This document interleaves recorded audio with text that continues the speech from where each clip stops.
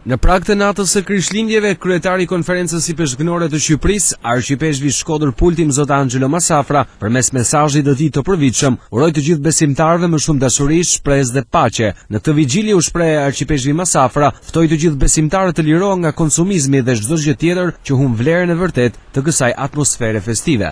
Nëse kjo është festë e Krishtlindjes, atëherë duhet të lirohemi prej konsumizmit që kthen atë vetëm në tregti, por edhe prej të gjitha atyre formave që e përçudunojnë dhe bëjnë të humbë shijen e vetë origjinale, sidomos lëshimet që gjatë të kësaj periudhë mund të bëhen.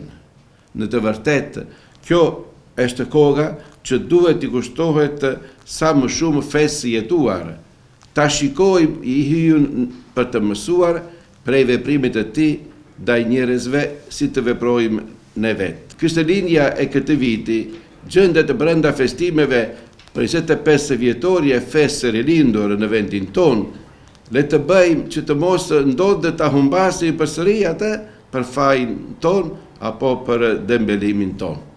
Urime të gjithëve, jo vetëm besimtarëve në Krishtin, katolik, ortodoks e krishterë, por siç than engjëjt që u dëftuan në Betlehem natën e Krishtlindjes, por siç edhe të gjithë njerëzve që hiju i ka për zemër.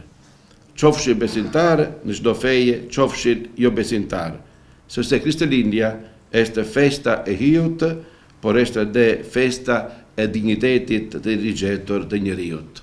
Urime e për shumë vjet. Siç dihet, festa më e madhe për besimtarët e krishterë në Shqipëri përkon me 25 vjetorin e lirisë së besimit, e cila është një datë e shënuar. Arqipeshqvi Masafra nënvizoi se Krishtlindjet e si vjetshme shkojnë në rilinj me vitin e shenjtë të mëshirës të dëshiruar nga Papa Francesku. Mesha e shenjtë e Krishtlindjeve do të mbahet mbrëmjen e kësaj të enjte në orën 22.